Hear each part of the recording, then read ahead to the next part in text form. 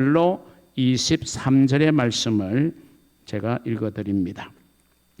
이에 백성들이 아침에 일찍이 일어나서 더구와 들로 나가니라. 나갈 때에 여호사밧이 서서 이르되 유다와 예루살렘 주민들아 내 말을 들을지어다. 너희는 너희 하나님 여호와를 신뢰하라. 그리하면 경고히 서리라. 그의 선지자들을 신뢰하라. 그리하면 형통하리라 하고 백성과 더불어 의논하고 노래하는 자들을 택하여 거룩한 예복을 입히고 군대 앞에서 행진하며 여호와를 찬송하여 이르기를 여호와께 감사하세 그의 인자하심이 영원하도다 하게 하였더니 그 노래와 찬송이 시작될 때에 여호와께서 복병을 두어 유다를 치러 온 많은 자손과 모압과 세일산 주민들을 치게 하심으로 그들이 패하였으니 곧 암몬과 모압 자손이 일어나 세일산 주민들을 쳐서 진멸하고 세일 주민들을 멸한 후에는 그들이 서로 쳐 죽였더라. 아멘. 우리 한번 성도의 인사를 나누겠습니다. 당신이 더 행복했으면 좋겠습니다. 네. 오늘 함께 은혜 받을 말씀의 제목은 승리하는 인생입니다. 아마 사람치고 전쟁을 좋아하는 사람은 아무도 없을 겁니다. 그러나 역사적으로 전쟁은 끊임없이 일어나고 있죠. 대부분의 전쟁은 국가와 국가, 민족과 민족 간의 전쟁도 있지만 또 불행한 것은 내전, 같은 민족끼리 서로 편을 나누어서 싸우는 전쟁도 없지 않아 있었습니다. 그런 전쟁을 우리는 이제 내전이라고 이야기를 하죠. 지금도 뭐 전쟁이 아직도 끝나지 않는 상태에서 참 모두의 안타까움을 자아내고 있는 현실이고 지금 우리가 고유가 때문에 참 많이 힘든 부분이 있는데 그런 것이 또 전쟁의 한 결과이지 않습니까? 이런 이제 큰 국가와 국가 또 민족 내부의 어떤 전쟁뿐만이 아니라 사실 우리 한 사람 한 사람 개개인의 삶의 여정이요. 어떻게 보면은 크고 작은 전쟁입니다. 뭐 전쟁이라는 단어가 좀 너무 과한 표현일지는 모르지만 내 안에 일어나는 갈등, 분쟁, 또 다툼, 그렇죠? 또 요즘 사회는 치열한 생존 경쟁의 시대입니다. 내가 상대방을 죽이는 건 아니지만 내가 상대방을 제압해야 내가 딛고 올라서야 그래도 내 앞길이 열려진다고 생각해서 이제는 상대가 서로 협력의 그런 인식을 갖기보다는 경쟁의 상대로 보게 되는 참 안타까운 지금 시대를 우리는 살아가고 있는 그런 상황에 볼 때 그리고 또 우리 개인의 마음들 또한 이 마음도 전쟁터라고 그렇게 심리학에서는 이야기합니다. 서로 다른 마음이 내 안에서 갈등을 일으키잖아요. 그렇죠? 내 안에서 갈등을 일으키면서 어떤 것이 내 마음에서 이기느냐에 따라서 내 삶의 방향이 극과 극으로 달라질 수도 있고 또 상당히 잘못된 길을 우리는 걸어갈 수도 있습니다. 뭐 국가 간의 큰 전쟁이든 또 나와 다른 사람들의 관계, 나와 어떤 나를 둘러싸고 있는 환경, 또 어떤 문제와 시련, 또는 고난과 환난 이런 것도 또 내가 부닥쳐야 될 하나의 작은 전쟁에 속하는 것이거든요. 내 마음에서 일어나는 갈등 이런 것도 다 전쟁이라고 볼 때 결국 전쟁은 우리가 패배하면 엄청난 후유증이 있잖아요. 승리를 해야 되는데 우리 인생이 그러합니다.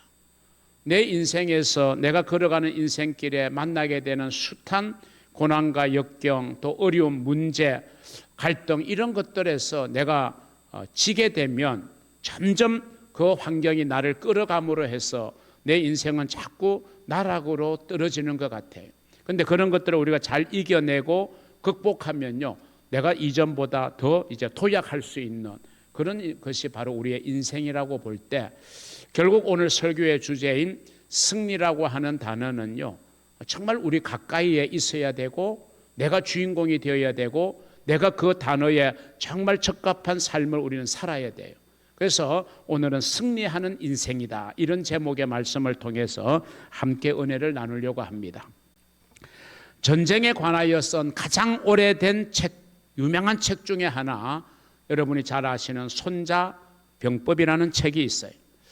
이 책에서 손자는 전쟁에서 이길 수 있는 가장 기본적인 원칙들을 제시를 하고 있고, 이 손자병법에서 제시되고 있는 전쟁의 기본적인 원칙들은 전쟁의 상식으로 받아들여져서 역사적으로 수많은 군사 지도자들이 여러 세기를 내려오면서 이 손자병법에 나와 있는 전쟁의 원칙들을 배우고 익혀서 그것을 전쟁에서 사용하여 왔음을 역사는 말하고 있습니다.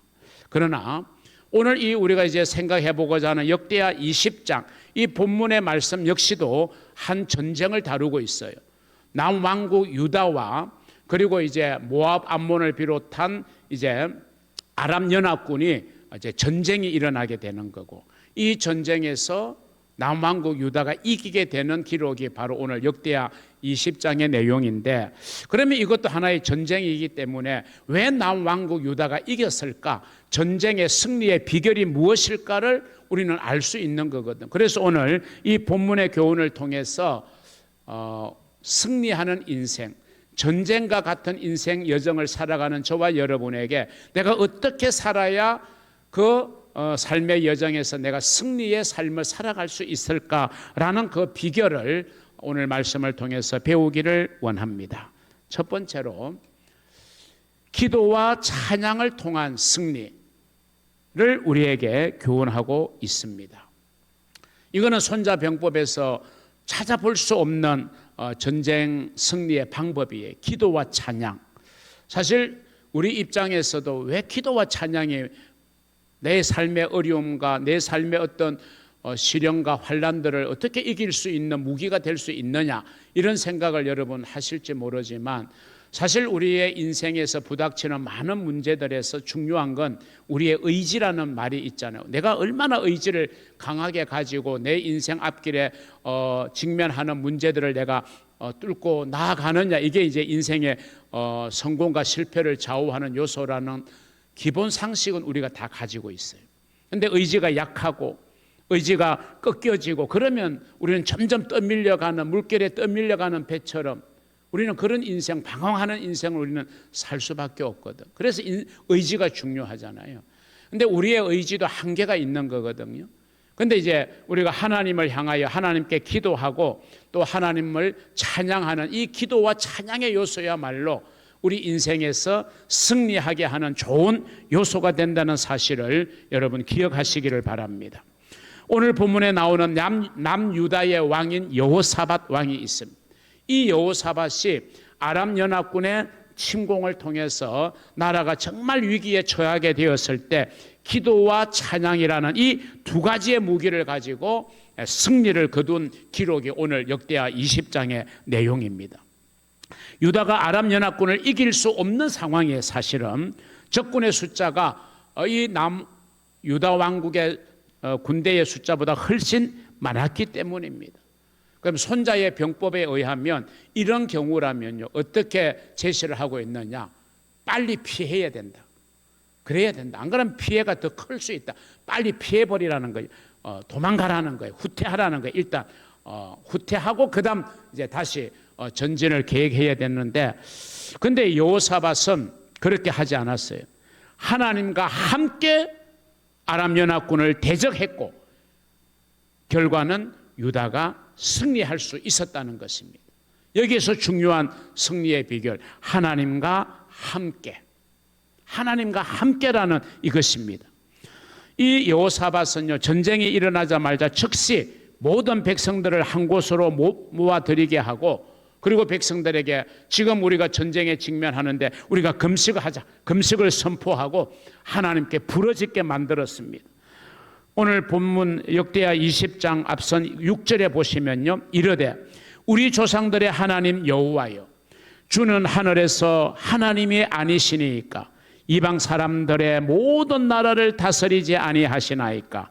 주의 손에 권세와 능력이 있사오니 능히 주와 맞설 사람이 없나이다. 이렇게 하나님 앞에 부르짖어. 자, 이 말씀을 보면요, 우선 하나님의 도우심이 절대적으로 필요하다고 하는 하나님의 도우심을 구하는 기도가 이 내용입니다.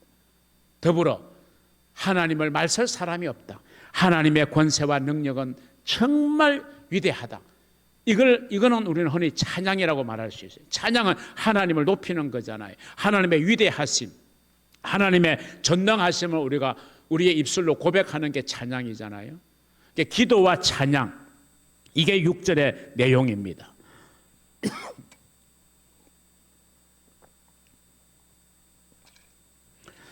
그러면서 이제 이 여호사밧은 12절 하반절에서 이렇게 고백합니다.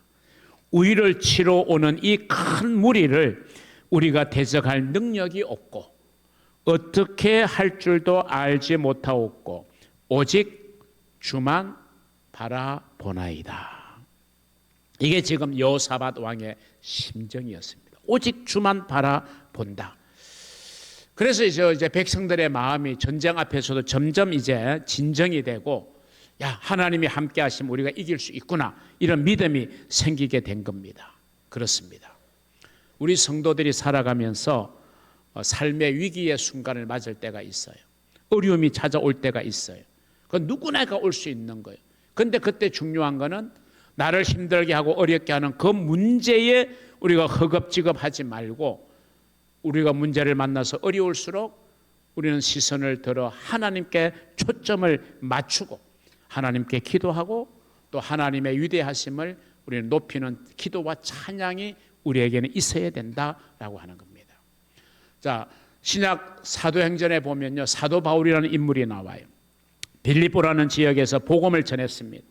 근데 아무 잘못이 없이 귀신 들린 여종의 그 고통을 해결해 줬다는 그 이유 하나만으로도 억울하게 감옥에 갇히게 되었어요. 자, 여러분이 좋은 일을 하다가 누명을 쓰고 억울한 일을 당하여 감옥에 갇혔어요. 여러분 어떤 태도를 취하시겠어요? 얼른 우리에게 나올 수 있는 태도는, 아니 내가 정말 좋은 일을 하다가 이 어려운 억울한 일을 당해서 감옥에 갇혔다? 당연히 원망스럽고 불평할 수밖에 없겠죠. 지금 바울이 그런 상황에 원망하고 불평할 수 있어요. 근데 그렇게 한들 문제가 해결되겠습니까? 바울은 어떤 모습을 보여주느냐? 그 일행이 이제 옥에 갇혔어요. 그 순간 바울 일행은요, 밤이 늦도록 기도하고 찬송하고 찬송하고 기도하고 이렇게 했다고 성경은 분명히 기록합니다.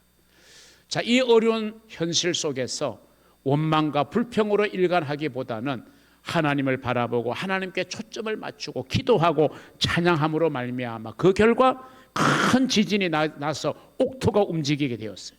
그리고 옥문이 열리게 되었어요. 발에 채워놨던 쇠사슬이 사람의 매인 것들이 다 벗어지는 놀라운 일이 일어나게 되었다고 성경은 기록하고 있습니다. 하나님께 기도하고 찬송한 결과입니다. 여러분의 삶의 현장이 아무리 힘들고 어려울지라도, 무언가에 내가 꽉 막혀 있고 매여 있다는 생각이 들지라도, 그래서 전혀 돌파구가 보이지 않고 탈출구가 보이지 않는 순간을 만났다 할지라도 여러분 눈을 들어 하나님을 바라보시기를 바랍니다. 흔히 우리는 그런 말을 합니다.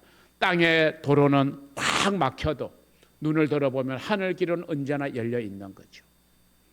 여러분, 이 땅에서의 나의 삶의 앞길이 꽉 막혀도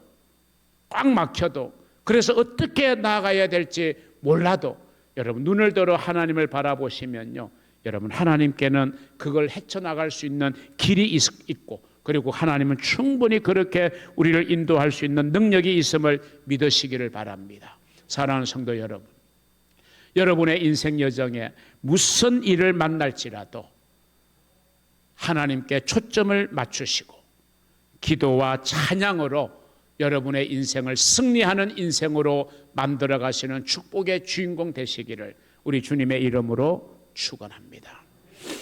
두 번째는, 그러면 이런 이제 남유다가 승리했잖아요. 그 승리하는 단계를 우리가 좀 세심하게 살펴볼 필요가 있습니다. 여호사밧이 이 어려운 난국을 헤쳐나가는, 이겨나가는 과정을 살펴보면, 아, 내가 내 인생의 시련과 어려움과 문제와 환란이 있을 때 내가 어떻게 해야 되겠는가라는 소중한 교훈을 우리는 받을 수 있는 거예요. 자, 첫 번째 단계는요, 여호사밧은 딱 문제에 직면했잖아요. 아람연합군이 쳐들어온다는 소식을 전해 들었잖아요.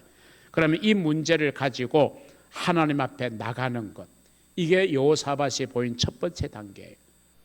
따라합니다. 문제를 가지고 나 홀로 고민하지 말고, 나 홀로 씨름하지 말고, 그 문제를 가지고 하나님께 나아가자. 네, 이것이 여러분 첫 번째 단계여야 됩니다. 사람들은 어려운 문제를 만났잖아요. 그럼 그 문제를 애써 애면하려고 그래요. 아니면 자기 연면에 빠져서 고민하기만 합니다. 그렇지 않으면 그 문제를 회피하여 막 도망치려고 합니다. 여러분, 그러나 문제는 피한다고 해결되지 않습니다. 문제의 한가운데 우리가 서야 됩니다. 문제에 직면해야 돼요. 그 문제와 맞닥뜨려야 하는 것입니다. 그리고 그 문제를 이제 우리는 어떻게 해야 되느냐?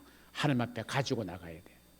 문제 앞에 내가 주저앉지 말고, 문제 앞에 내 마음이 쪼그라들지 말고, 그 문제를 붙들고 하나님 앞에 나아가는 것이 우리가 해야 될 첫 번째 단계입니다. 그러면서 그 문제를 하나님 앞에 아뢰야 됩니다. 기도해야 된다는 거죠. 그리고 하나님 도와주세요. 하나님 앞에 도우심을 구해야 됩니다. 이렇게 할 때 하나님께서 저와 여러분의 문제를 해결하기 위하여 일을 하기를 시작하실 것입니다.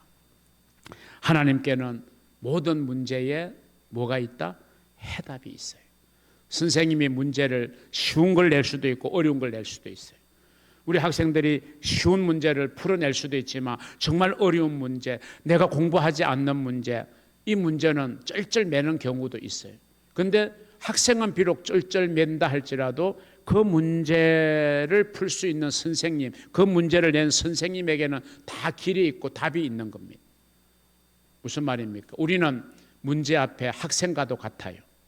내 힘으로 해결할 수 없는 인생의 문제들이 우리 앞에 수도 없이 만날 수 있어요. 그런데 그 문제는 하나님께는 답이 있는 거예요.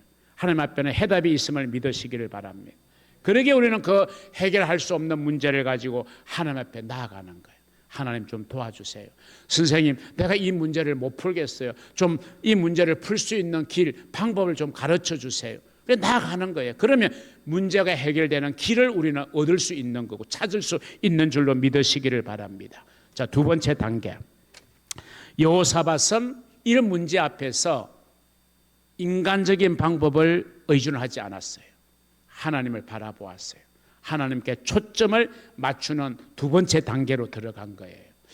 흔히 우리는 문제가 딱 직면하게 되면요, 내가 자꾸 인간적인 방법을 자꾸 또 올려가지고 내가 막 헤쳐나가 보려고 노력을 하는데, 물론 그게 무의미하다는 건 아니에요. 그런데 우리는 동시에 우리는 믿음의 사람들이기 때문에 하나님에게서 시선을 떼면 안 돼요. 하나님께 초점을 옮기면 안 되는 거예요.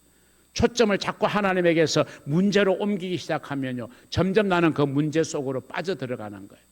우리의 초점은 언제나 하나님께 맞추어져 있어야 될 줄로 믿습니다. 자, 분명히 여호사밧에게도 남유다에게도 상당한 수의 군사가 있는 것은 분명했어요. 그러나 이제 상대의 군사가 워낙 자기들의 군사력보다는 더 강했고 많았습니다.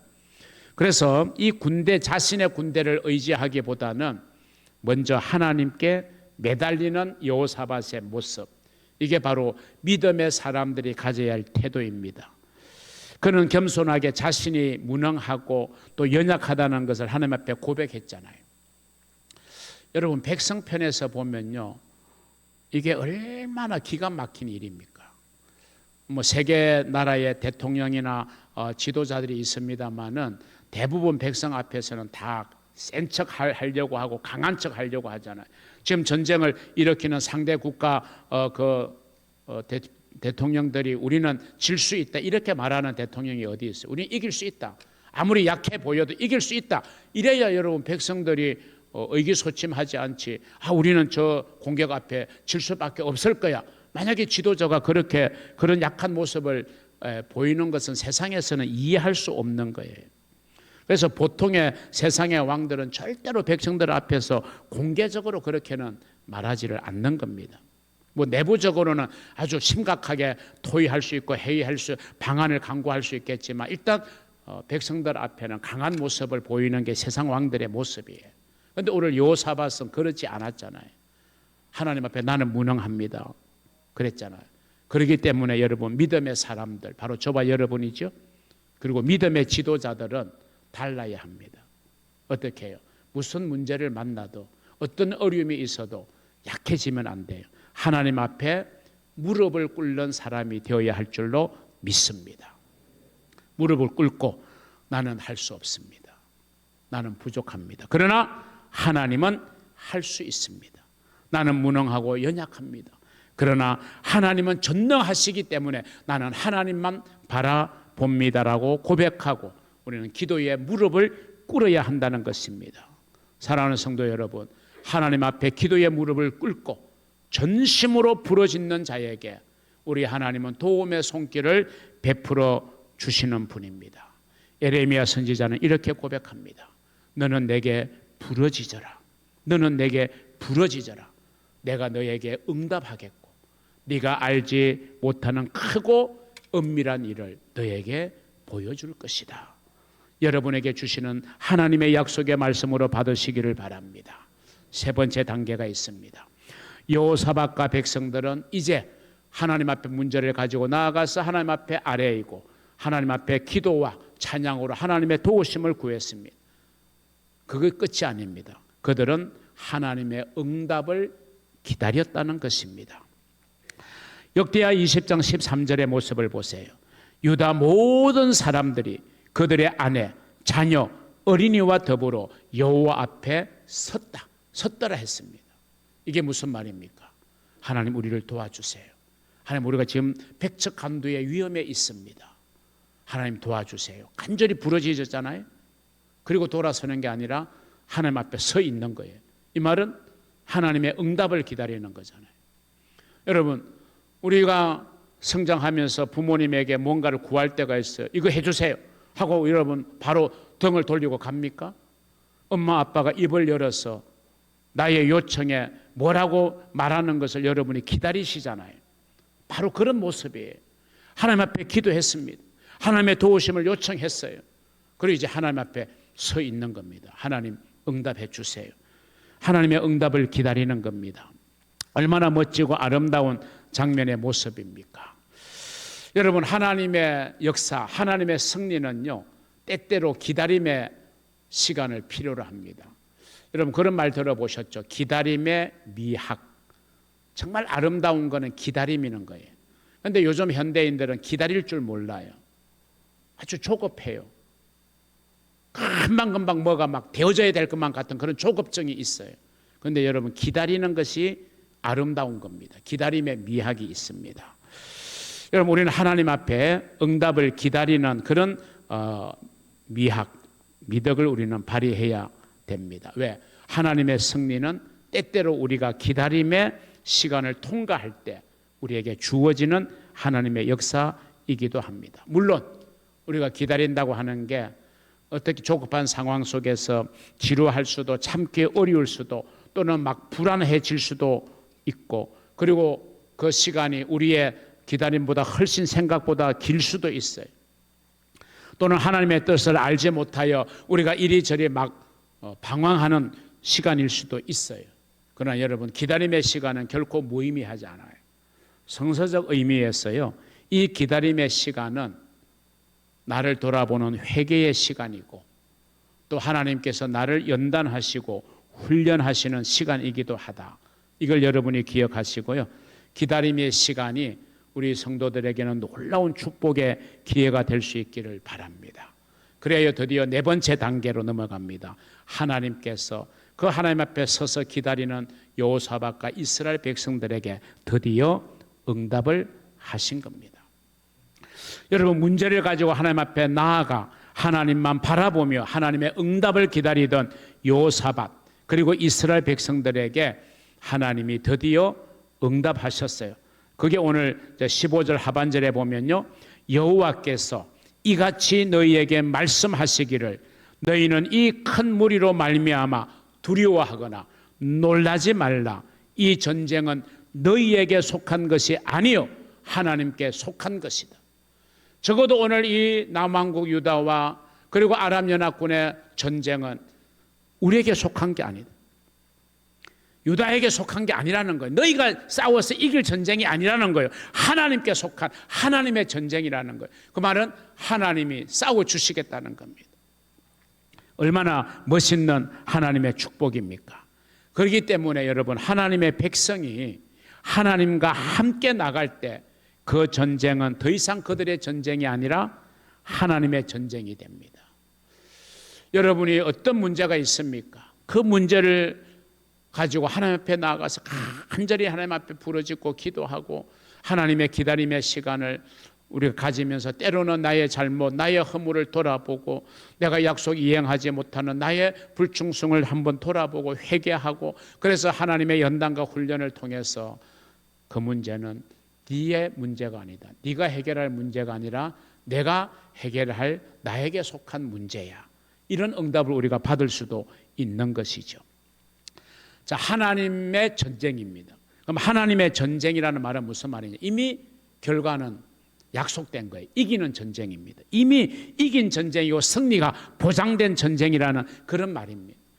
아무리 사람의 눈에 적군이 강해 보여도, 우리 편에 힘이 정말 없어 보여도 하나님과 함께 나아가는 전쟁, 하나님이 싸우는 전쟁은요, 여러분, 승리가 보장된 전쟁인 줄로 믿습니다. 한번 따라합니다. 나의 모든 인생의 여정은 하나님의 손에 있다. 여러분, 믿으시기를 주의 이름으로 축원합니다. 이제 우리는 곧 6월을 맞이합니다. 6월이면 우리가 잊을 수 없는 달이죠. 1950년 6월 25일은 주일이었습니다. 이 주일 아침 북한군이 예기치 못하게 우리 남침을 기습적으로 감행했습니다. 우리 남한은 전혀 전쟁 준비가 되어 있지 않았습니다. 그래서 3일이라는 짧은 시간 안에 서울이 북한군에게 함락이 되었습니다. 그리고 짧은 2달 만에 남단 낙동강 전선을 제외하고는 모든 우리 대한민국의 전선이 다 북한군의 손에 넘어가게 되었습니다. 우리나라가 백척간두의 위기에 서게 되었습니다. 그때 부산의 초량교회라는 아주 역사 깊은 교회가 있습니다. 거기에 성도들이 모이기를 시작했습니다. 일명 구국기도회를 열었습니다. 모인 성도들이 눈물의 기도를 드렸어요. 그리고 그 자리에 회개하는 운동이 일어났습니다. 예정보다 기도회가 한 주간 더 연장되어져서 기도회가 진행이 되었습니다. 그러면서 막 회개가 일어났습니다. 우리가 일제시대에 신사참배를 단호하게 거부하지 못했던 우리의 그 잘못된 신앙의 자세를 회개하고, 또 우리가 너무 안일하게 신앙생활을 하고 있지 않는가, 안일한 신앙생활을 회개했습니다. 그래서 눈물바다를 이루게 되는 그런 일이 있었습니다. 그 기도회가 이제 끝나고 정확하게 3일 만에 우리가 잘 아는 인천 상륙작전이 일어납니다. 미국의 메가더 장군이 인천 상륙작전을 통해서 위아래에서 이제 공격을 조여오니까 지금 남한을 거의 수중에 잡고 있던 이 북한군에게는 이제 도간에 던 쥐꼴이 되고 말았던 것이죠. 그래서 9월 28일, 1950년 9월 28일 3일 만에 함락당했던 서울을 다시 탈환하게 됩니다. 서울을 수복하게 되는 것이죠. 그때에 메가더 장군이 당시에 우리 대통령인 이승만 대통령에게 편지를 보냈는데, 그 편지의 한 대목에 이런 기록이 있다고 합니다. 하나님의 은혜로 서울을 탈환하였습니다. 아멘. 우리의 힘으로는 북한군을 막아낼 수 있는 상황이 아니었지만 하나님께서 지켜주신 전쟁이기 때문에 메가더라는 사람을 하나님이 통해서 인천 상륙작전을 감행하게 하고, 그래서 전세가 완전히 역전되어지는 계기, 그 발판을 마련하게 됨으로 말미암아 우리가 질 수밖에 없는 전쟁을 이제 휴전으로 마감짓게 되는 그런 결과를 가져오게 된 거죠. 우리의 인생이 하나님께 속한 것임을 믿고 하나님 앞에 맡기고 기도하면요, 하나님이 놀라운 역사를 일으키는 줄로 믿으시기를 바랍니다. 마지막 5번째 단계, 그래서 이제 여호사밧과 백성들은 하나님이 주시는 말씀에 전적으로 순종했습니다. 오늘 본문의 말씀이 바로 그 순종의 사실을 우리에게 보여주고 있는 거예요. 여호사밧 왕과 이스라엘 백성들은 하나님이 말씀하신 대로 이제 다음 날 아침에 일찍이 일어나서 도구와 들로 나갔습니다. 그리고 여호사밧 왕은 백성들이 하나님을 신뢰하도록, 그리고 선지자들을 신뢰할 것을 강력하게 말하고서는 노래하는 자들을 택해서 이제 오늘의 찬양대를 조직을 했어요. 그리고 그 찬양대를 가장 선두에 세우고 그 뒤에 이제 유다의 군대를 따르게 해서 그 찬양대가 하나님을 찬양하며 이제 적진을 향해서 나아가게 했다라고 오늘 본문은 기록하고 있어요. 그 찬양대가 부른 찬양의 내용이 오늘 본문 21절 하반절에 보면 이렇게 썼습니다. 간단합니다. 여호와께 감사하세요. 그의 인자하심이 영원하도다. 할렐루야. 그 결과 하나님께서 하나님의 방법으로 적군들을 물리치게 하셨고 유다 백성들은 영육간의 축복을 받게 되었어요. 사랑하는 성도 여러분, 우리가 인생을 살다가 보면 우리가 위기의 골짜기를 만날 수 있습니다. 하나님은 그 위기의 골짜기를 축복의 골짜기가 되게 하시는 분이십니다. 우리가 눈물의 골짜기를 통해야 될 때가 있어요. 우리 하나님은 그 눈물의 골짜기를 찬양의 골짜기로 만들어 주실 수 있는 분입니다. 근심, 걱정, 염려 가득한 골짜기를 지날 수 있지만 그런 골짜기 속에서 하나님은 우리에게 평안과 또 평강의 골짜기가 되게 만들어 주시는 거예요. 우리가 원하지 않아도 우리의 삶에는 순간순간 위기가 찾아오고 또 삶의 문제가 일어나게 되고 또 삶의 환경이 막 이렇게 급변하게 변하면서 내가 어떤 어려움에 처할 수도 있습니다. 여러분, 문제 해결의 열쇠는 오늘 본문에 보면 하나님의 응답입니다. 하나님의 응답을 받고 하나님의 응답대로 움직이면요, 하나님이 놀랍게 역사하여 승리를 가져다 주시는 겁니다. 어떻게 하나님의 응답이 일어났습니까? 우리가 하나님 앞에 전심으로 기도하고 하나님을 전심으로 찬양하고 하나님께 전심으로 예배할 때 여러분, 하나님의 역사가 일어나고 하나님의 응답이 일어납니다. 그렇게 살아가는 저와 여러분이 되어서 우리의 인생의 여정, 승리하는 인생의 여정을 사는 복된 성도들이 되시기를 우리 주님의 이름으로 축원합니다. 기도하겠습니다. 하나님 아버지, 감사합니다. 이 시간 우리에게 주신 귀한 말씀을 마음에 새기고 우리의 걸어가는 인생의 여정길